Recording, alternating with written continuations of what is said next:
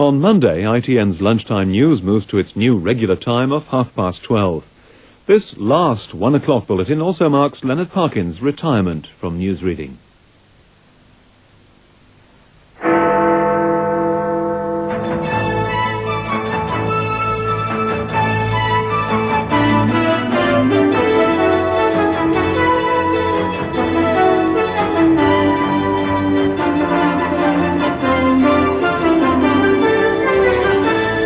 This is the News at 1 from ITN with Leonard Parkin. Hello, good afternoon. Mrs. Thatcher, who's in Washington, has come out strongly in support of President Reagan. Iran-gate or not, she said, he's a world leader and she's absolute trust in him. After 3 weeks of threats and counter-threats, France has broken off diplomatic relations with Iran. And among today's other stories, Peter Wright, the spy catcher, sees his own banned book for the first time. Alfie Bass, the actor, dies at 63. It's golfing in the rain at the Open, but Faldo's not unhappy. And rain or fine, it's boom time for croquet, a tricky old game. In Washington, Mrs. Thatcher has given a strong personal vote of confidence in President Ronald Reagan. Speaking on American television a few minutes ago, she said the crisis facing him over the Iran-gate scandal would not affect his ability as a world leader. I have absolute trust in him, she said. In just a few hours' time, Mrs. Thatcher will be sitting down with the President for a working lunch at the White House. And it's expected that the latest developments in the Middle East and arms control will dominate their talks. Mrs. Thatcher's arrival here provides some welcome relief for a White House administration bogged down in the Iran-Contra scandal. The Prime Minister's standing after what one U.S. official called a stupendous election victory is in sharp contrast to that of Ronald Reagan. An opinion poll published today shows 60% of the American people still think he's been lying, despite testimony from his former security advisor John Poindexter that the president did not know about the diversion of arms money to the Contras. Mrs. Thatcher and Mr. Reagan last met in Venice just 2 days before the general election. The key issues in their talks today will be the apparently faltering East-West arms negotiations and the situation in the Persian Gulf. The Prime Minister began a hectic day with breakfast-time appearances on all 4 U.S. television networks. Ronald Reagan's damaged credibility and authority was the key issue. Is that weakness so severe that he can't govern in the way that you would like? No. You mentioned the phrase lame duck. I remember I came over soon after the president was elected for a second term, and you were already talking about a lame duck president, and I took you to task and said, don't be so absurd. There are nearly 4 years to go. There's quite some time to go. The president has taken essential decisions recently. There's an excellent motion coming forward on Iran-Iraq war in the United Nations Security Council. He's put forward vigorous proposals at GATT on trade. He is still continuing the essential arms reduction negotiations. Those are the big issues. And let me say this, you must not let your eyes be deflected from them, because it's that which affects the future. And on another network, a question on what's been portrayed in America as a British domestic issue.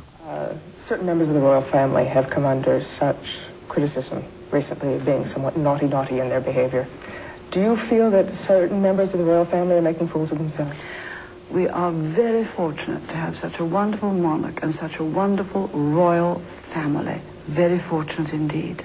Do you ever feel that you have to come to their protection? I am very glad that we have a marvelous royal family. Mrs. Thatcher will spend 2 hours with President Reagan today. It's said she'll emphasize the need for strong U.S. leadership of the Western Alliance. But thanks to his domestic problems, Mr. Reagan may find that an increasingly hard role to fill. Tim Hewitt, News at 1, Washington. France has broken off diplomatic relations with Iran. The move comes after 3 weeks of threats and counter-threats in what's being called the embassy war between the two countries. French police have sent in reinforcements for the 24-hour blockade they've been mounting around the Iranian embassy in Paris. They believe a suspected terrorist is being sheltered there. Last night, French police intercepted 4 Iranian diplomats at the West German border as they tried to defy a ban forbidding them to leave the country. Well, this is the last edition of News at 1 and my final programme for ITN after 20 years. Starting on Monday, ITN will be on the air at a new time, 12:30. a new programme and a new presenter, Julia Somerville, who's joining from the BBC. Julia won't be here for a few weeks yet, so in the meantime I'll be leaving you in the very capable hands of John Suchet. So John, perhaps you'd like to tell us a little bit about what's in store. Well, all right, Leonard, maybe in a minute or two. First, though, we've a little surprise for you. Something we thought you and your viewers might like to see. If you'd just like to look into the monitor, as usual. 11 years ago, News at 1 began, as now it ends, with Leonard Parkin as presenter. It looks as though Angola's going to be late. Yes. So we'd better move Angola down to story 7 and bring this one up. He joined ITN as one of the original News at 10 newscasters in 1967. From the Church of the Nativity in Bethlehem, the bells ring out over this Christian town. But he was also given a special brief, reporting from all around the world. For 3. £2 for 3. 3. Television is a part, and a very expensive part, of the American political process.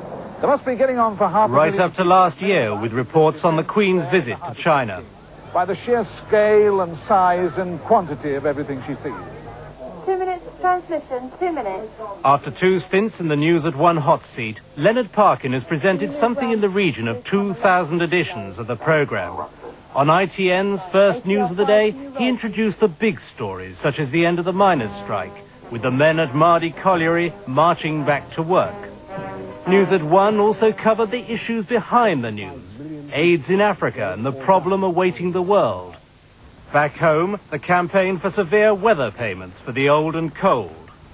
It was the first programme broadcast live from number 10. In the studio, the temperature sometimes rose. Right, now, come on with your question. Mr. Ben, I can't really comment on your persecution complex. Not about me. I don't mind. You're not worrying me at all. So as the cameras pull back and the microphone comes off, Leonard Parkin, a television pioneer, signs off, and the News at 1 era comes to a close.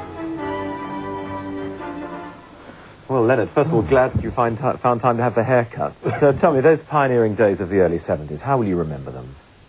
Well, I should remember them looking at that for how many clothes I had, how many changes of suit, and how many haircuts and different ties.